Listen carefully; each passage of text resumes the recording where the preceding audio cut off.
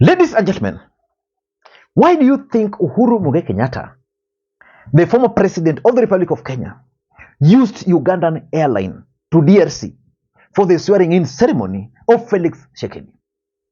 The truth of the matter is that in politics, nothing happens out of mere coincidence.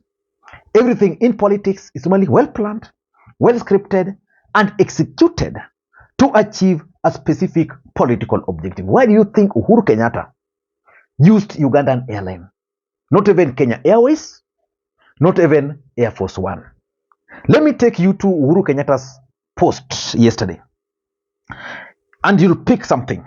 This is what Uhuru Kenyatta posted. His Excellency retired Uhuru Kenyatta has this evening arrived at the Njili International Airport in the DRC ahead of the inauguration ceremony of President-elect His Excellency Felix Antoine Tshisekedi Tshilombo. The ceremony is slated for tomorrow, which is today, 20th January 2024, at the Matayas Stadium in Kinshasa. His Excellency Tshisekedi garnered more than 70% of the total vote cast during the general election that were held in December 2023 to comfortably secure his re-election for a second term. The former president and the facilitator of the East African-led peace process was accompanied by Ugandan Vice President Jessica Alupo, which means Uhuru Kenyatta did not just use the Ugandan airline. He was accompanied by the Vice President of Uganda, Jessica Alupo. Today, William Ruto also arrived in DRC. He was accompanied by several senior government officials, including the Prime Cabinet Secretary, who is also the Minister for Foreign Affairs. But I've also looked at the pictures from DRC. The seating arrangement tells me something.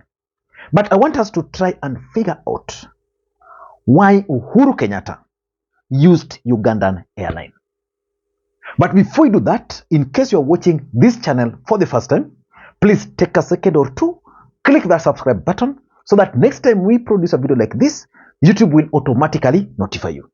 And to the subscribers, I want to continue thanking you guys for your continued support, because without that support, this channel cannot be where it is. Ladies and gentlemen, without any further ado, allow me to dive in. Why do you think Uhuru Kenyatta used Ugandan Airline?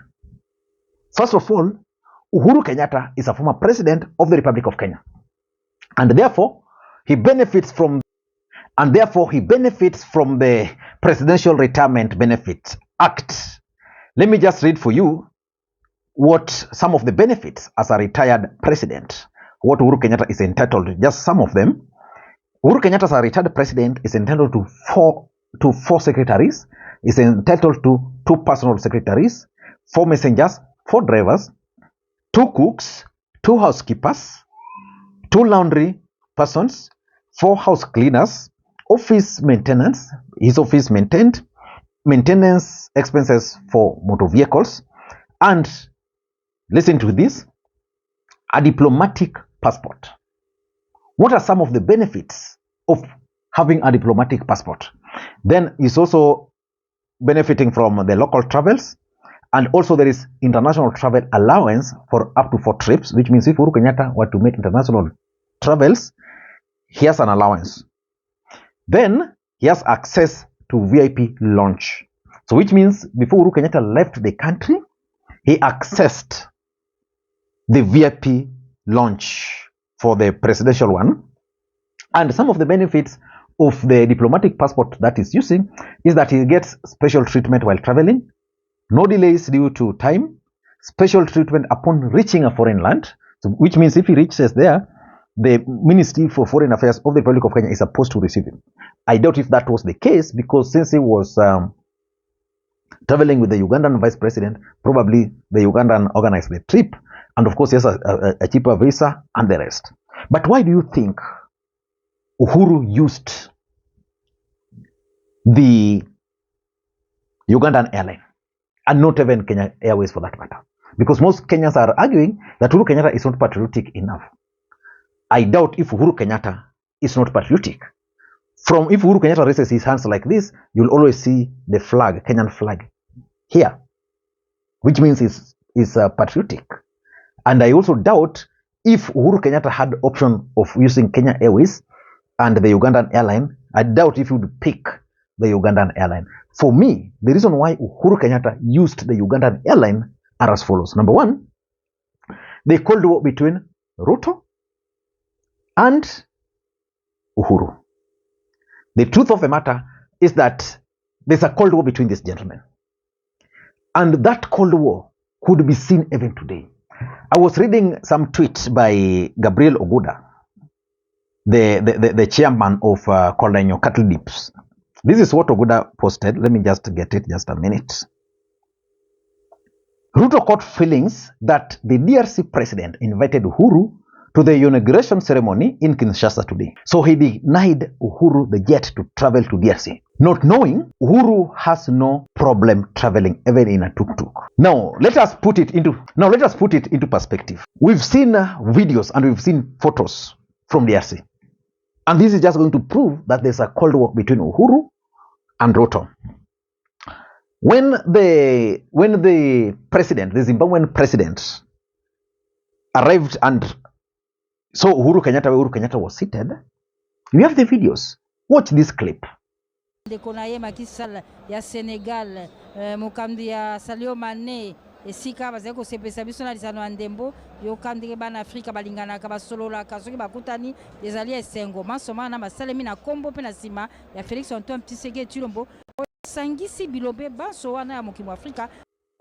From that clip, you can clearly tell that there is a chemistry, there's some kind of chemistry between Uhuru Kenyatta and Mnangagwa. But at the same time, Uhuru Kenyatta was just seated close to Ruto. Ruto was seated in front as the president. Uhuru was just some seats behind him. I've gone through William Ruto's photos posted on his Facebook page. None has the face of Uhuru Kenyatta. Which means all the photos, especially the ones which were taken from where he was sitting, they decided not to post because there was no way those photos were going to be taken without the image of Uhuru Kenyatta appearing. So that tells you something. And of course, watch this video closely and tell me if you are a body language expert, tell me what you have observed.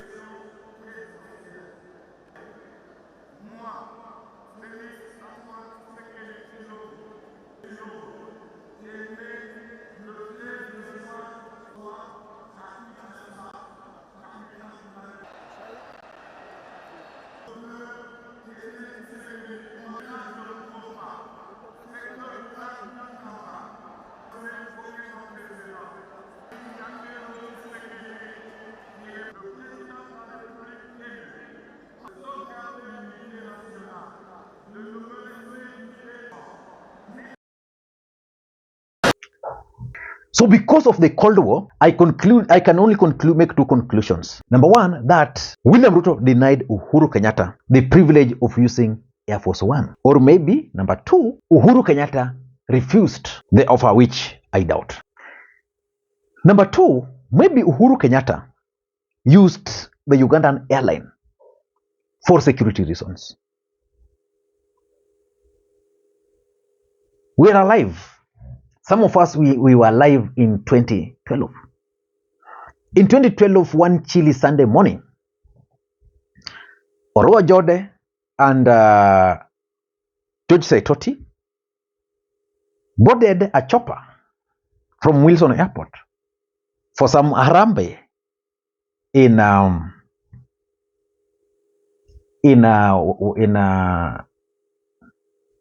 for some harambe in there.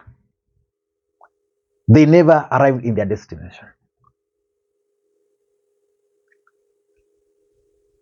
In 2005, John Garang, similar fate. You know, there's a war in DRC as we speak. And that war is serious. So I think Uhuru Kenyatta just decided, for me, if not Air Force One, I'm not going to use Kenya Airways.